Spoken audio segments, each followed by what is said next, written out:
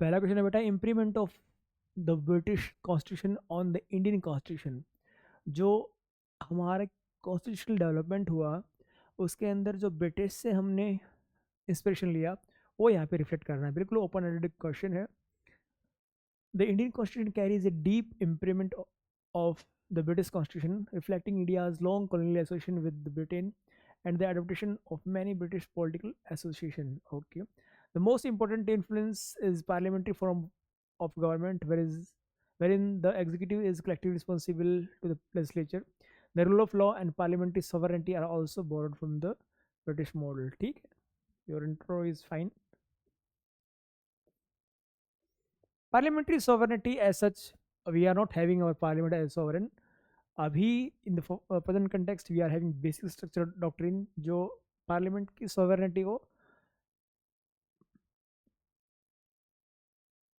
Restrict करती है, क्योंकि पार्लियामेंट हमारे बेसिक स्ट्रक्चर को वायलेट नहीं कर सकती है। This is something you should be remembering. लेकिन फिर भी आपने लिखा है यहाँ पे, ठीक है, इट्स ओके, इतना कोई रेडिकल बात नहीं लिखी है, that's fine. The bicameral legislature Lok Sabha and Rajya Sabha are inspired bye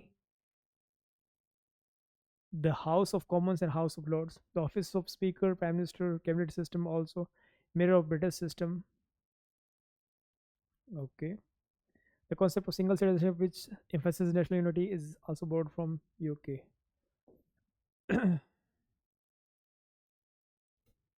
However, the Indian Constitution blends these British features with indigenous and federal element. Federal element और ये कह सकते हो कि जो और बाकी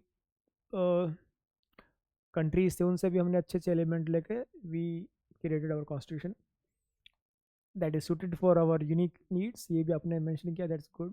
Thus, while India's constitution is a product of its own vision and experience, it remains deeply rooted in the principle of British constitutional amendment. ठीक है आपका answer as compared to the your previous answers, आपने इसमें थोड़ा सा expand करने की कोशिश की अपने आंसर को, दैट्स गुड, धीरे धीरे हो जाएगा। ठीक है, एक प्रोसेस समझा करो अपने आंसर का कि भाई मुझको इस स्टेप्स में एक फ्लो बनाना है। स्टेप 1 के अंदर मैं इस डायमेंशन को एड्रेस करूँगा, देन सेकंड, थर्ड, ऐसे करके 4-5 स्टेप बनाया करो and then expand your answer. The constitution makers faced a great task of forging a common national identity in the face of unparalleled social and cultural diversity in India. Comment. The constitution makers of India faced the challenge of forging a common national identity amid the country's vast social, cultural, linguistic, and religious diversity. देखो, जब भी आप introduction लिखो तो याद रखना, avoid writing what is given in the statement of your question. कभी उस स्टेटमेंट से मिलती जुलती आपके इंट्रोडक्शन मत लिखो उसको, you should avoid, create something new, कुछ अलग से ही वहाँ पे लिखो। फाइन, यहाँ पे लिख सकते हो कि it was necessary to create a common national identity uh, as we were seeing different kind of challenges in those scenarios, so it was necessary, it was uh, imminent for us to create that kind of national identity, क्योंकि situation ही ऐसी थी, देर वर division of the country on the lines of religion, ऐसा हुआ, so these were the challenges। तो उसके लिए हमारा हमारा ऑब्जेक्टिव ये था कि हम हमारे नेशन को यूनाइट करके रखें, तो इसीलिए several provisions were added into our constitution as well. तो यही आपको लिखना है। The constitution makers of India face challenge of forging a common national identity country vast social, ये ठीक है। At the time of independence, India was deeply divided society, was a deeply divided society, fragmented by caste, religion, or regional loyalties, and the trauma of partition. Okay, challenge was to create a sense of unity without. Hmm, to achieve this, the framers adopted inclusive principles. The preamble instituted ideas of justice, liberty, equality, and fraternity. fundamental rights granted equality and freedom of all citizens regardless of religion, caste, and widely peacefully promoted social and economic harmony. ठीक है. Constitution allowed freedom of religion, protection of minority rights, recognition of linguistic diversity through reorganizations of states, inclusion of multiple official languages. ठीक है. यहाँ पे कुछ एक scholars वगैरह के व्यू आप यहाँ पे ऐड कर सकते हैं. ओके. स्टेटमेंट्स आप ऐड कर सकते हैं जो हमारे कॉन्स्टिट्यूंट असेंबली के जो मेंबर्स थे उनकी स्टेटमेंट्स हम यहाँ पे ऐड कर सकते हैं to bring more substance in your answer.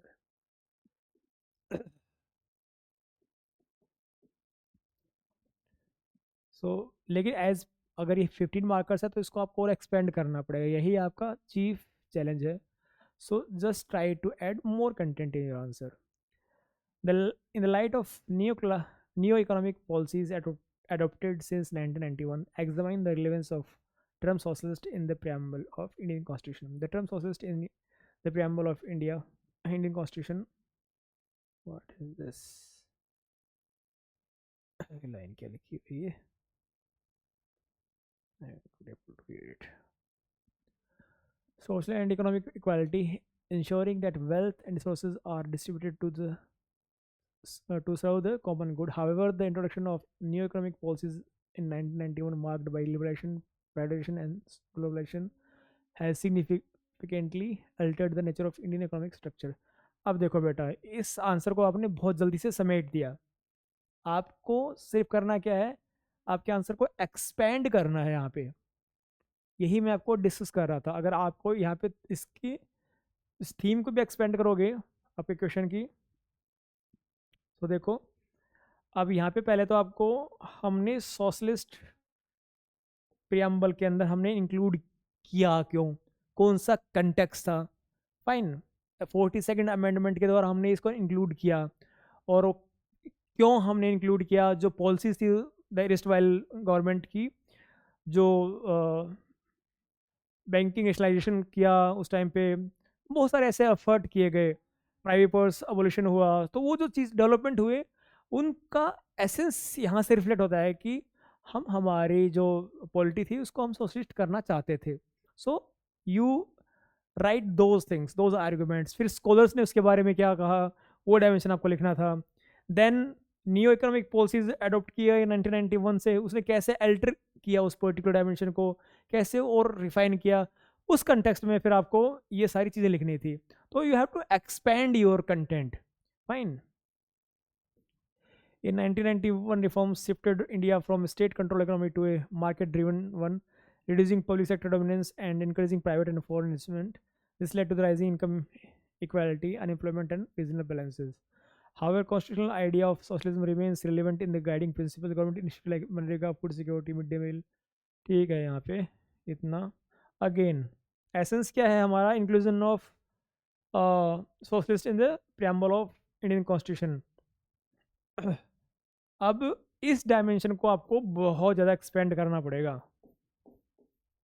कि भाई ठीक है ये हमने कर लिया because we wanted more efficiency, but again the idea of socialism is rooted in our constitution. तो जो ये पॉलिसीज वगैरह हम लेके आ रहे हैं, इट रिफ्लेक्ट दैट ओरिएंटेशन. तो यहाँ पे और जो और द थिंकर्स वगैरह हैं जो इसके बारे में बोलते हैं, you should integrate those dimension as well. तो ये चीज़ों को धीरे धीरे एक्सपेंड करना सीखो. अपने शॉर्ट नोट्स तैयार रखो इन टॉपिक्स के ऊपर, और जो की डायमेंशंस आपको ऐड करनी है उनको मेमोराइज करके उसके अंदर इंटीग्रेट करो अपने आंसर्स के अंदर.